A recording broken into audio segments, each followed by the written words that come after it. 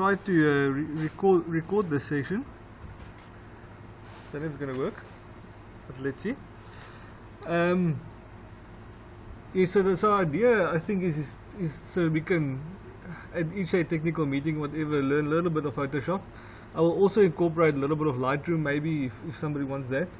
It will be good if we can get some feedback to see, was it worthwhile, wasn't it worthwhile, must we do it again, or what do you actually want to see. I think some of the stuff I'm going to show you tonight will also help greatly with this technical challenge of Duck, because some of the features I'm going to show you in Photoshop do require to duplicate layers and to make new layers and copy layers and stuff like that, and do masking. So this is my Photoshop tips #1. We will hopefully have more going along.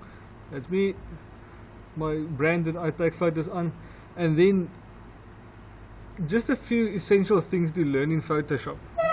I'm not necessarily going to do it all here, but it will help if you can just go and look at this stuff. Especially this stuff I'm talking now is especially for this highlight tips that I'm going to show you. So in the camera raw function, where you usually start off in Photoshop, these are the three things that you obviously sliders that you're going to use most. So exposure, highlights, and your shadows. You need to know how to duplicate layers, how to make new layers, and then how to do adjustment layers. When we get into Photoshop, I will talk a little bit more about adjustment layers. And then masking is, I know it confuses a lot of people, but masking is actually one of the most easiest things. Black hide and white reveal. And if you can remember that, then it is quite easy. Yeah. And then the brushes that everybody did their homework on, and then the opacity. That's also a very important thing, and I think Doug touched a little bit on that. So I'm going to show you how the opacity thing works as well, so it can help for that challenge.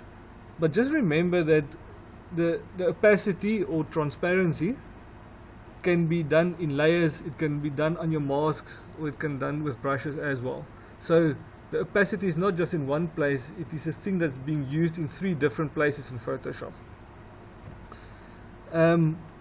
Right, then just the ways of reducing the highlights. I'm going to quickly show you a little bit of so I'm going to do a more workflow type thing, how I would probably do it, but I usually start off with my photo in camera raw, and then I look at the 3 exposure, highlights, and shadows, and then I will show you how to do it with adjustment layers. So it is a curves adjustment layer or levels adjustment layer, and then I will also show you the burning and the dodging tool.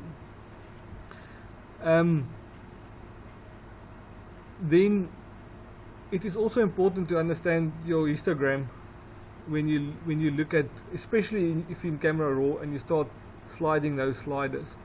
So I think the most important thing here is that on the far left, if you see these pixels or the histogram clipping or touching the side, it means that you've lost all detail in sections of your photo.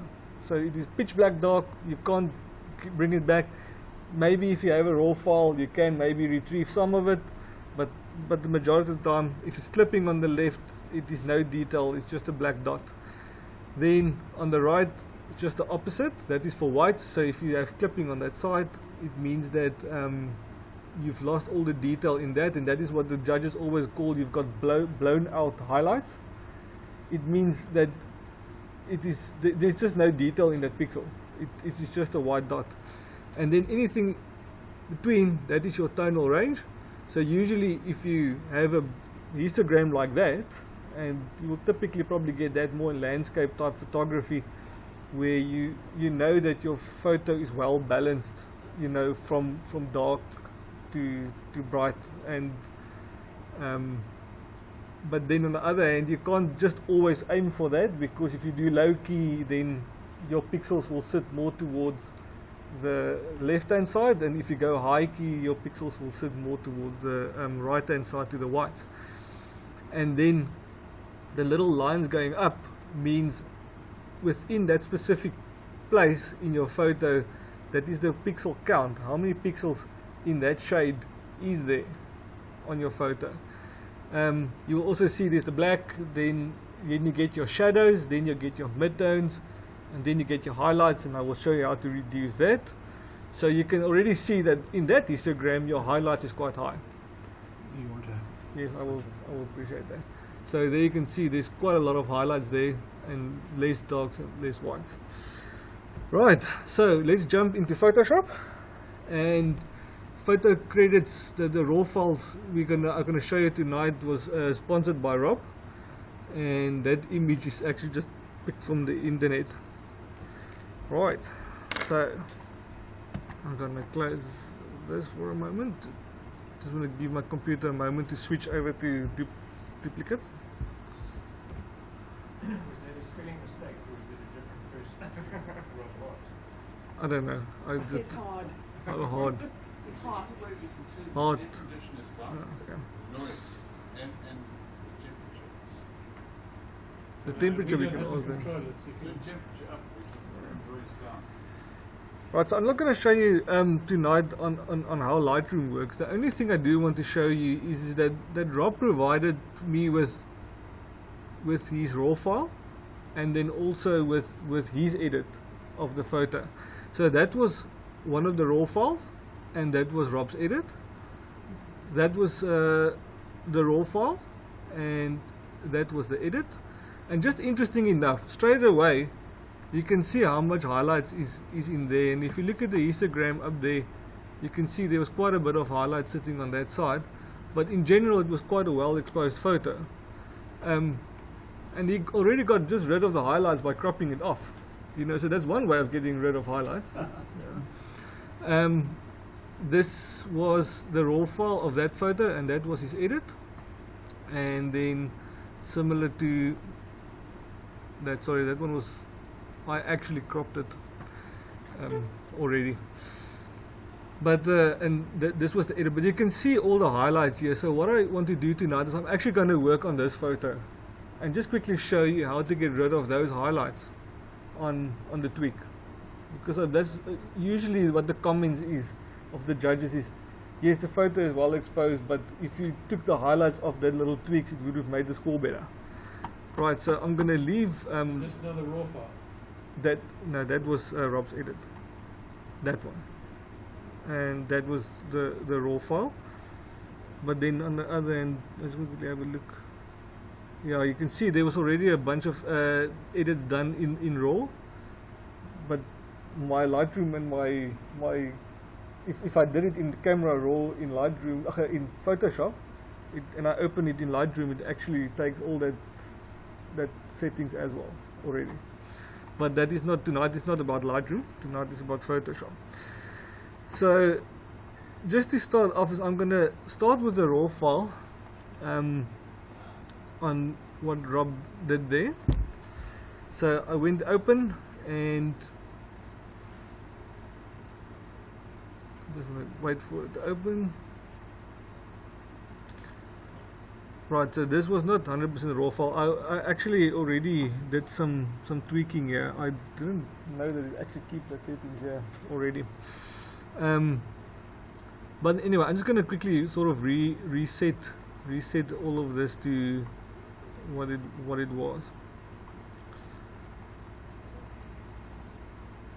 Right. I'm just making 100% sure that everything is set to how it was when it came in. And if I can also remember correctly, that was the crop. So the crop was actually, the photo was up, was a portrait. I rotated it and then I cropped it close to what Rob's image was. White balance still might be a bit out. Yeah. Okay, but I'm not going to touch too much on white balance, because white balance is a completely different subject on its own.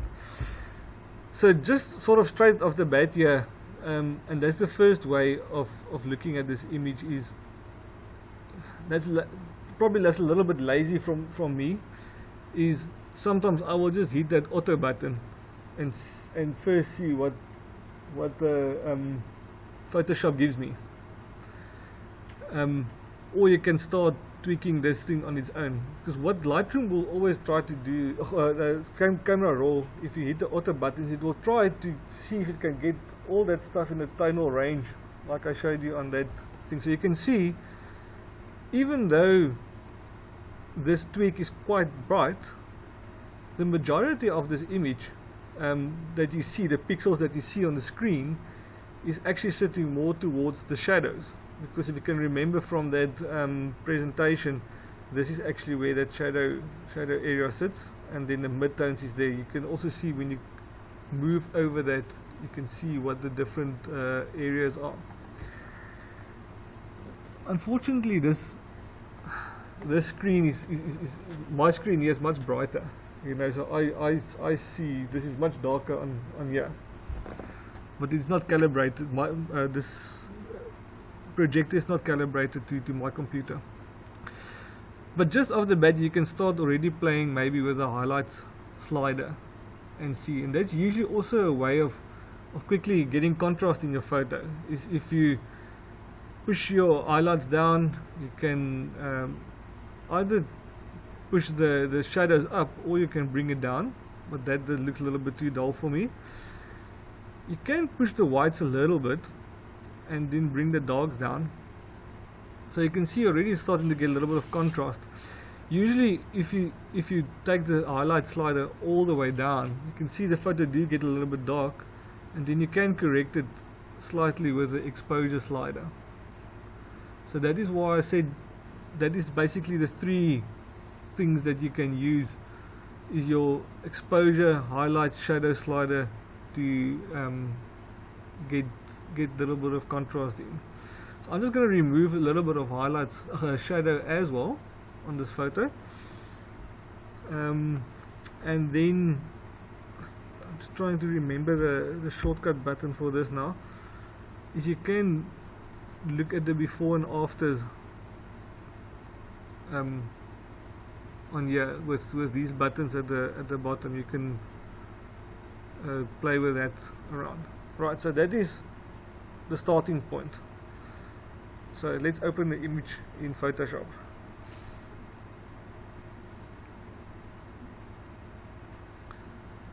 Now there's two ways of editing photos in Photoshop. There's the destructive way that Des believes in, if you have time. Don't have time. And there's the non-destructive way of doing that. Now the dodge and burn tool that I want to show is a bit of a destructive way of editing, because you actually have to work on a layer where the image is. If you start using adjustment layers, it means that it will adjust the image below, but you can always get rid of that and start over, but you will never touch that layer. So the layer is there, but you never touch it. Now the way of duplicating a layer, and for this next technical challenge you're going to have to do it 5 times. Not necessarily in the same file. You can obviously copy the file and go and change the size, but there's also a way in one file to do it. Now there's a few ways of duplicating. The first way is that you will see these little icons at the bottom here. That square little icon, sorry, that is really small, and I don't know how to highlight that now, but that is your mask button. This next one is adjustment stuff, and that is a group, the little file icon. And then the next one, if you just click on it, it will open a new layer. It's just a clean layer. So if you switch off that little layer, that is what you have. If you want to delete it, you can drag and throw it there in a little dustbin in the corner. So one way of duplicating a layer is if you press Ctrl and J, it created a duplicate of that layer. Or you can just take your background layer and you can drag it to second to last icon with a little square, and it will also create a copy of that layer. I never ever use my background layer, because as I build this thing up and I get to a point where I realize, yes, I really screwed up badly now, I can go and chuck all that layers away and I still have my background layer intact without using it. You also see that there's a little lock on that. You can unlock it. I never do it because I never touch that layer. So for the dodging and burning tool, is along here you will see there's a little lollipop icon, and if you click and hold there, it says the dodge tool, that little lollipop, and then the burn tool. It's got a little hand icon to that. Now all I want to do basically is I just want to make this darker. Now on the burn tool, so the idea is here is to see if we can burn that tweak a little bit darker to make it less prominent on the photo. Now this is where the brush stuff comes in, because the first thing you will see, there's a circle on the screen, and just to quickly give you an idea of what I'm going to do now is I'm just going to use a purple color to show you how my brush is going to look like. And I'm going to use a normal brush size there, and that's basically what my brush will do. I'm just drawing it on an empty layer now, so I can switch it off or I can delete it. But you can see it's got a little bit of a soft edge around it, and if I go and click on the little brush icon there, there's a hardness setting on that. Now I'm going to set it to 100% hardness, and I'm just going to draw it again. I'm going to switch that one off, and that is how a hard edged brush looks like. So the hardness setting will determine how hard the thing is going to be. I'm going to set it to close to 0%, maybe say 15%, and if you look now, then that is nice and soft. The reason why I'm showing that to you is that when I'm going to start with my brush and brushing onto this tweak, you will see when you zoom into this photo is that it's probably a little bit harder, it may be a little bit harder, more in focus there and less focus there. So as you burn it, you want it to burn more on the middle and less on the side. So it's almost, that is where the opacity thing also starts to come in a little bit more. You set the opacity of that brush basically, or let me, I will talk about the opacity of the brushes now. Just quickly back to that. Just for interest sake, if you want to make it fit the screen, you press Control 0, it will take it to full screen, and Control 1 will take it to 100%. So, sometimes you do view your photos you want to see how it looks like in 100%, because if you print it, that's probably how it will look like. So back to the burn tool. So I'm going to go to the burn tool, and there's also an exposure setting. Now that's basically all that the burn tool does, is it changes the exposure of the image wherever you brush. Now you can see I've got my Wacom tablet here, but I'm not going to do it with my Wacom so that I can show you that it can be done with a mouse as well. But basically I'm going to set my exposure very high now, so that you can actually see the effect clearer than what you would normally do when you edit. You will quickly see when you start editing what it does, but just take note that I'm doing that now on that duplicate layer, and not on my background base layer. As I press there, you can actually see how you make it darker. That is how you burn it, but that is now almost at 90%. So it basically takes whatever there is and make it the exposure 90% darker. You can carry on, and every time you click on it and you drag your mouse, it will put another layer on, and another layer on, and another layer on. So it will just become darker and darker as you go. Okay, this is now obviously a quite an exaggerated show, but this is where the opacity of the layers come in. And once again, something that you're going to need for this next technical challenge is, if you stand on that layer, you will see that there is a little opacity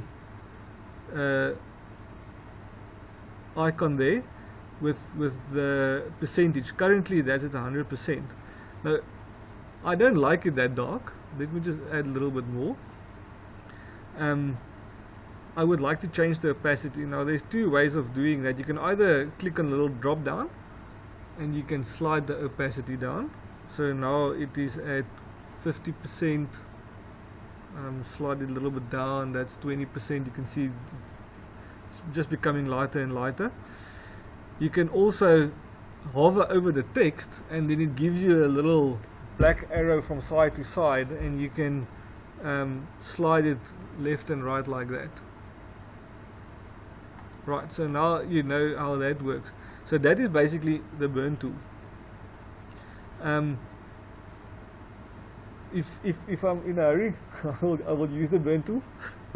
But I just feel that I don't have enough control over how I actually apply this. Obviously with my Wacom tablet and pen, it's pressure sensitive, so the harder I press on my tablet, the more ink it, or the more it will put it, and the softer I press, it will put it. It will just ease it in.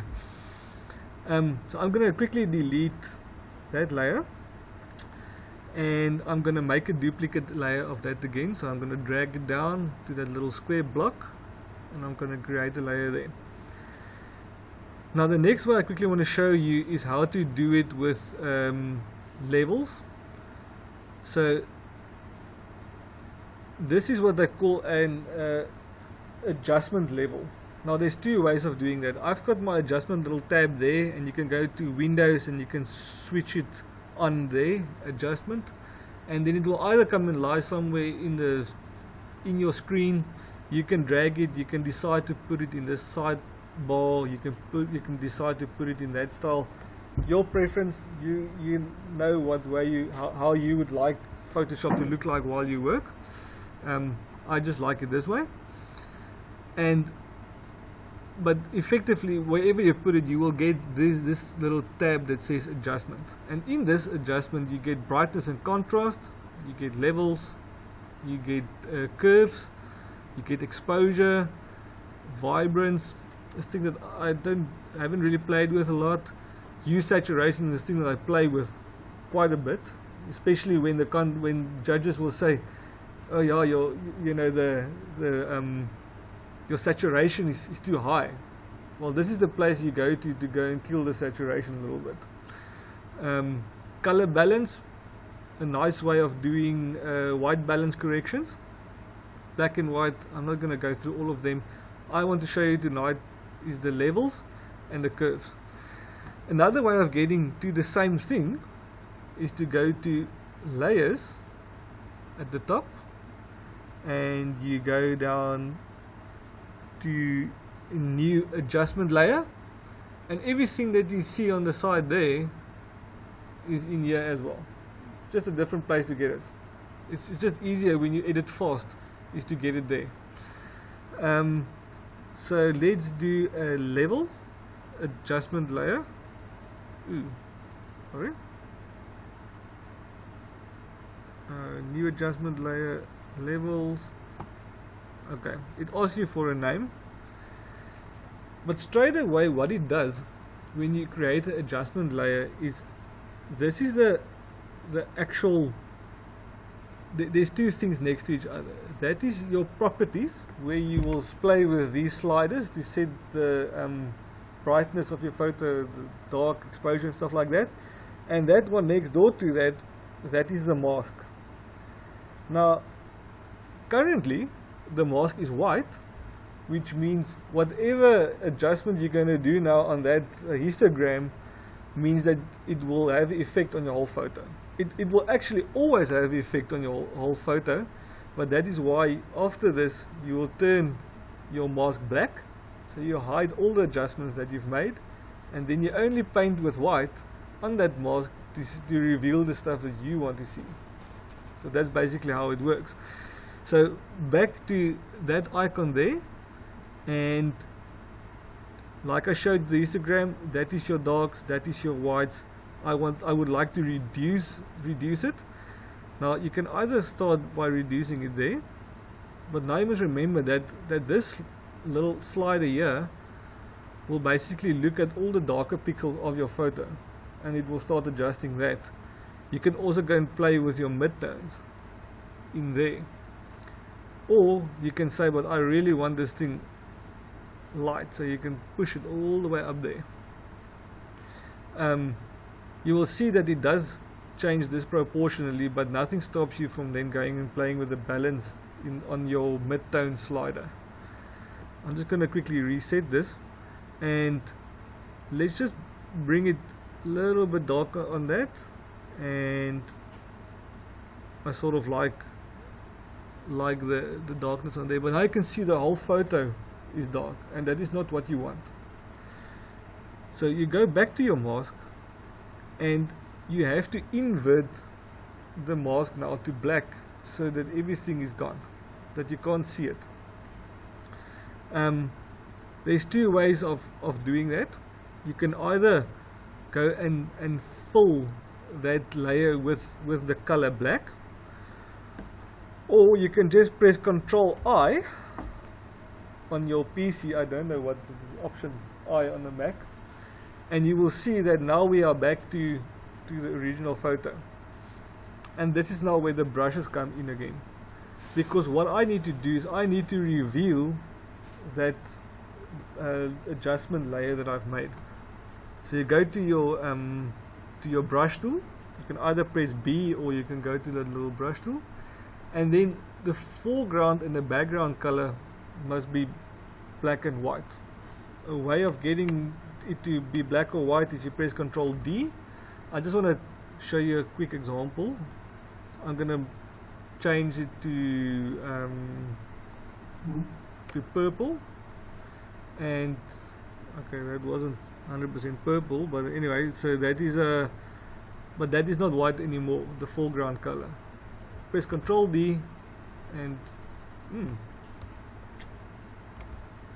why doesn't it change? I think it's just because you're on the mask layer. Yeah, sorry.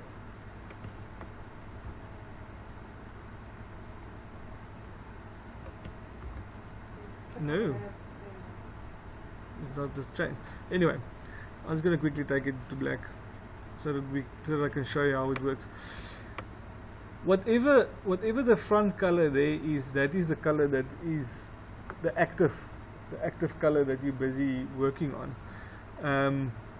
To change it quickly, you just press X on your keyboard, and it will change it between black and white.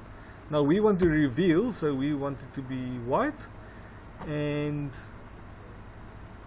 my brush, I want a fairly soft brush. I'm going to put the hardness almost to 0, and the size of your brush, and then you must just make sure that you're actually on the mask, because if you're not on the mask, you will actually paint the color that is there. So what we're going to do now is, I don't know why this thing is still grey. I'll quickly make it white. So all we're going to do now is we're just going to, okay, this is quite hard, so I'm just going to show you how to do that. I'm not going to worry about the edges now. And there we go, and all that adjustments that I've just made came through. Just to quickly show you how the mask look like is, if you press Alt,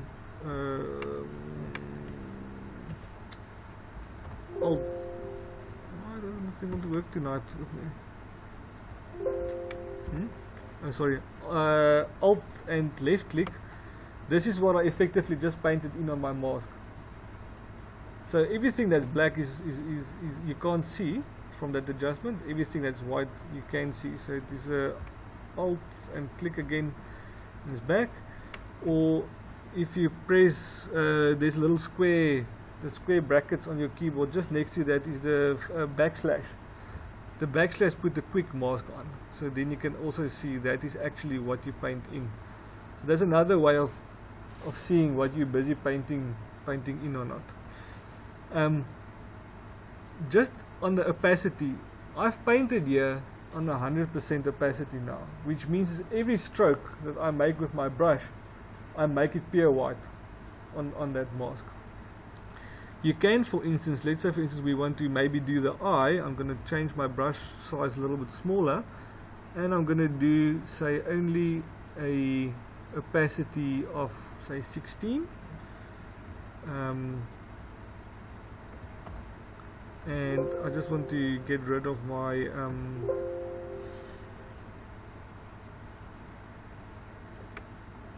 so quickly get rid of this quick mask. Right, so if I start painting, for instance, on there, the effect is very, very small.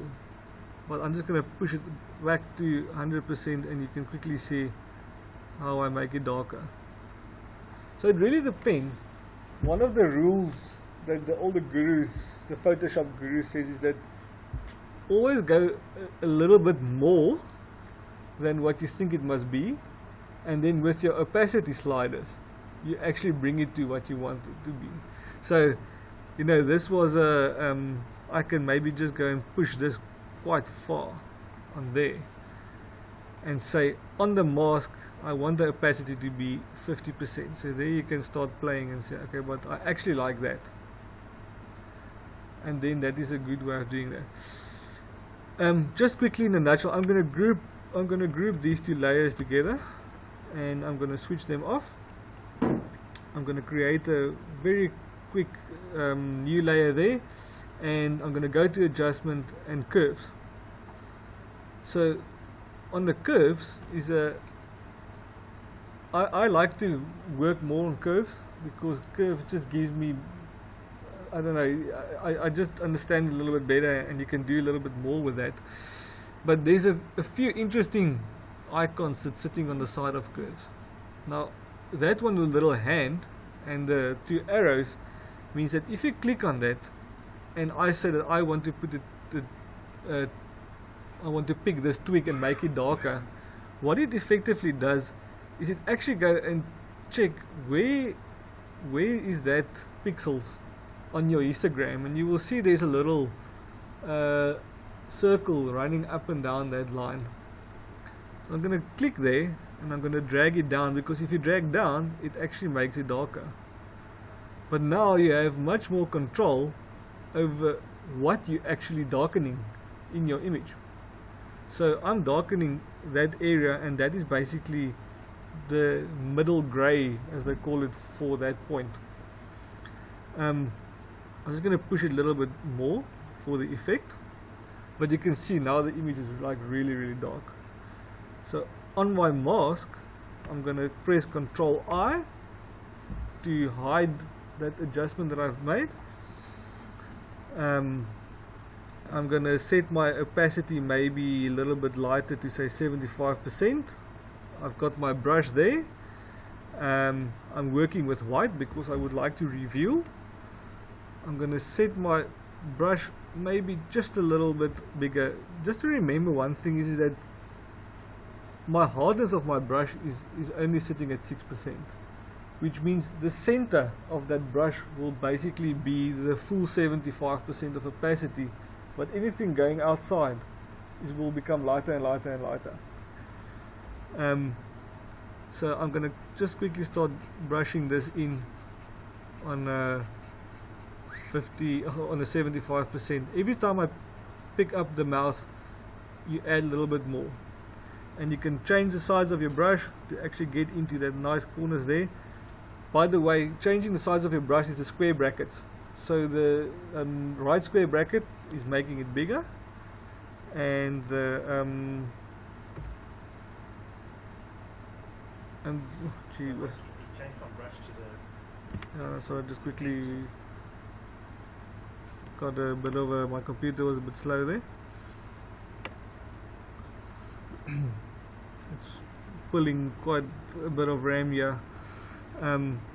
So you can make it bigger or smaller with the bracket keys, or you can actually go into that brush settings and you can go and play with it there. The only thing is you can't really see. Every time you change the brush size, you actually have to enter and see. Okay, this is now how big it is. Right click on the brush. Yeah, you can also right click on the brush, or I think if you press Control Alt and the right mouse button, then you can set, if you drag from left to right, you can make the brush bigger, and up and down sets the hardness. But it's a Control Alt right click and you hold it, and then you can do this as well. That is a very fast way of editing. It works nice for our portrait photographers that does a lot of dodging and burning in the skin and the faces. You set the opacity or the hardness of your brush and the size of your brush, continuously changing it. But anyway, this is just to quickly show you how you would brush in that. Oh. Sorry about this, my computer is a bit slow here. Anyway, so if you're done with that, again go back there and you can go and change the opacity to what you like. I don't worry about the edges. There's a million other tips I can give you how to protect the edges. Either work it slowly, or you can select that tweak out, and then while it is selected you can brush it and then it won't jump over the selection. That's another way. So that is very short, not so short, how you can get rid of highlights. But this is very similar of actually increasing the brightness of your photo. You just play with these levels, curves and adjustment layers, or you can use the dodge and the burn tool straight on a layer and get the same effect. Fortunately or unfortunately, in Photoshop there's 10 ways of doing the same thing, but this is just a very quick and quite a common way of changing highlights. Good. I thought it was brilliant, Eric. Thank you so much. Did you record it all? No, I don't think it actually recorded. We will see now if it did. No, it was. No, it did record. Nice. Is that it, Eric? What Uh, version of Photoshop is that? this is the latest one. I literally downloaded it last night. That's CC 2019. CC 2019. You can do all that from CS2. Yeah.